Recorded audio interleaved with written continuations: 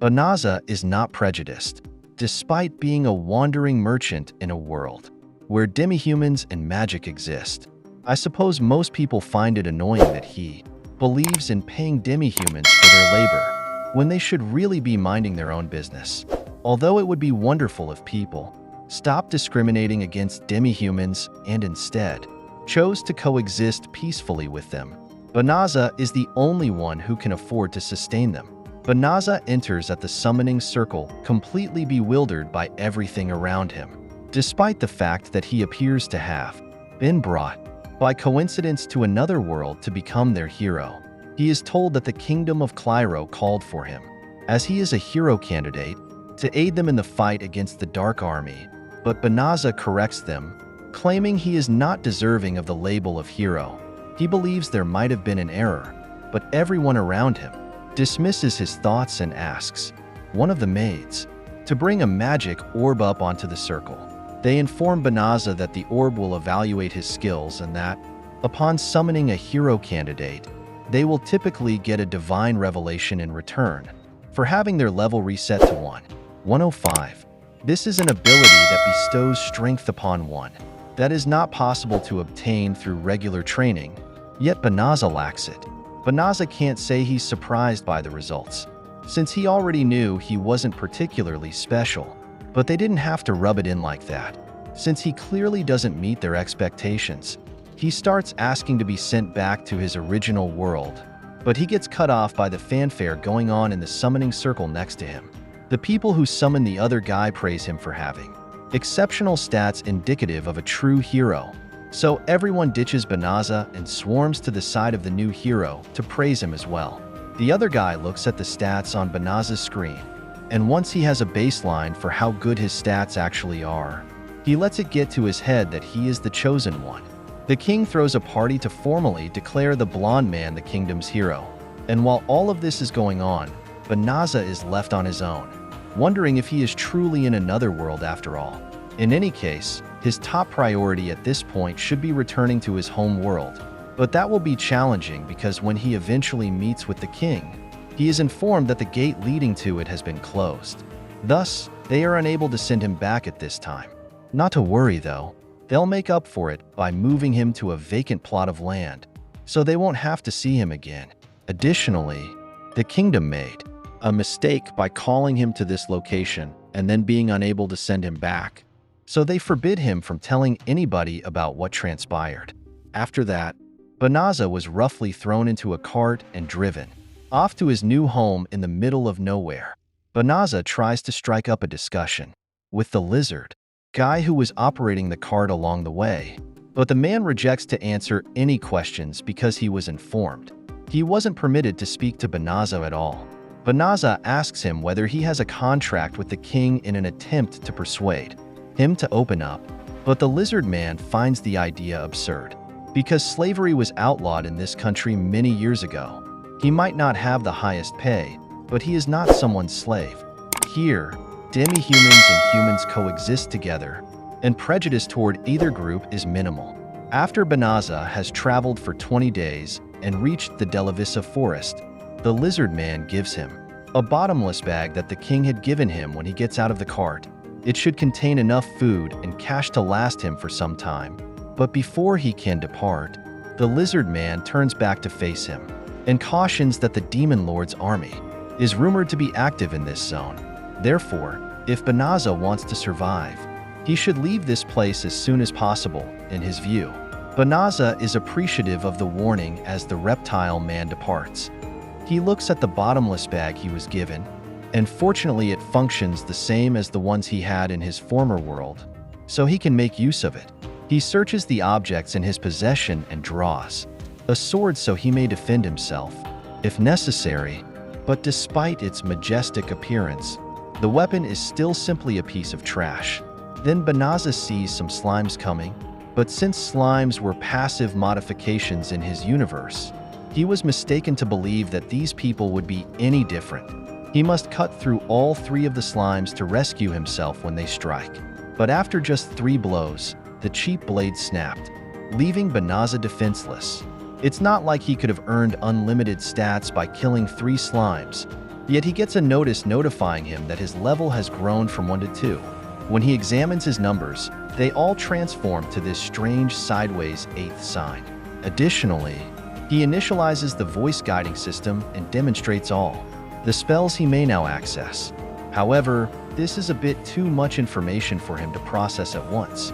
Additionally, the system alerts him to the fact that the bottomless bag he was given was cursed with a monster-attracting enchantment, which is most likely the reason slimes chose to attack him instead of acting normally. The monarch is attempting to have him die out here, as evidenced by that, and the fact that he was only given the inexpensive sword to defend himself. Banaza is informed via a system that he may take the spells off the bag if he so chooses, and when he does, the bag is once more secure to carry. Now that one issue has been resolved, he still has to choose a secure location where he can defend himself. But just as he was ready to enter the woodland, the system alerted him of the area's high military presence. It would be a poor idea to enter there as it is right now, since there is a material that demons generate and disseminate that is thought to be extremely dangerous to humans if they come into touch with it. The system asks him if he wants to cleanse the entire forest, and he may do so, although it would take up 1/3 of his power. Banaza agrees the requirements and the forest is cleaned, releasing a bright white light. Since the kingdom is forcing him to live here, he figures he may as well make it as livable as possible, especially since he has nowhere else to utilize his magic. Banaza is unaware of the magnitude of the cleansed alert he has just completed, nor the nature of that dazzling illumination. However, he subsequently receives several additional messages informing him that his level has increased. Since it was their fault that Bonanza was never able to return to his planet, the princess is begging with the king to change his mind about Bonanza over in the castle. Therefore, it is wrong to send him into that jungle, knowing that doing so will almost certainly result in his death, since he believes Bonanza to be an unworthy piece of garbage who was too weak to be their hero. The king sees nothing wrong with his actions. However, the conversation is suddenly cut short when a messenger shows in to tell the monarch that the greatest degree of holy magic of purification has recently been employed within the realm. The messenger says that it couldn't have been the blonde hero, since the cleansing magic originated in the northern Delavissa woodland and didn't originate in the south, as the king initially assumed, since he had moved out towards the south to battle the demon lord. Returning to Banaza, he is currently at level 367 in the level up. Alerts have finally ceased, but he is unsure of how he got there, given that, to the best of his knowledge, he hasn't yet slain any monsters. He shuts off his level up notifications, figuring that he could merely acquire experience from the act of practicing magic, as he finds it bothersome to always having to listen to so many reminders. He then examines his magic levels, and because all of the magic he used for the cleansing has already recovered, he believes his magic levels are quite low because they regenerated so rapidly. Going forward, he still needs to come up with a plan for his living situation, but he is at a loss for what to do because he was forbidden from residing in any place. The system advises him to disguise himself, so no one can identify him by using some sort of shape-shifting magic. That seems like a fantastic concept to Banaza, so the system asks what gender he would want to disguise himself as. For a little while, Banaza let his intrusive thoughts to take over and decided to transform into a lady who happens to be really gorgeous. But after showing off his figure, he starts to take things seriously and becomes someone he can feel at ease with. Even with his improved physique, he remains a bad idea. Since no one would know him as Banaza, he may now hide in plain sight. The system implies that he employed teleportation magic to return to the royal capital. After using the teleportation spell, he is transported to the nation's capital. He tries to use it to return to his home world because it brought him here, but he is not as successful as he was the last time. He needs to find a means to generate money because he's going to be stuck here for a while. Given how similar this world appears to be to his last one, he wonders whether there's a guild he may register at. Later, in order to conceal his true identity, he registers at the Adventurers Guild under the name Fleo. He registers and visits the novice board to see what tasks are available since he needs to earn some money. However, as a novice adventurer, he is skeptical that he would be able to obtain anything worthwhile. He then spots a girl who wants an escort to accompany her to the Delivissa forest, but no reasonable adventurer will go there for any amount of money because of the stories that the Demon Lord's army is stationed there. The girl is instructed to wait until an assault team is dispatched to clear the woodland, so that it would be safe once more. But because her family is in danger, the girl is adamant about going there right now, so the adventurers ignore her and go on. Fleo walks up to the girl and offers to take her there, saying it won't take long because he can teleport there right away. Everyone in the guild starts talking about Fleo once he reveals that he is capable of using teleportation magic, which is a power reserved for the greatest sorcerers. Fleo didn't know it was such a huge thing, but it has already garnered him so much attention that Bella Rosa, a royal knight, confronts him and doubts his ability to employ teleportation. She believes Fleo is trying to abduct the helpless girl, and she and her group are ready to kill him right now. Fleo tries to diffuse the tension by assuring the girls that he isn't a suspicious guy since he doesn't like the direction that things are headed. Even if he just become Fleo 10 minutes ago and may be able to perform very powerful magic, he hasn't done anything wrong. He offers to bring the men's party along so they can make sure the girl won't be hurt in any way. If they truly don't trust his intentions, they are taken aback by his offer, but they accept it and retreat into a back alley to avoid drawing too much attention. When Fleo casts his teleportation magic, everyone is suddenly carried to the Delivissa forest. They are all sure that Fleo must be a first-order sorcerer of some sort since they are shocked to see that he can truly wield such potent magic.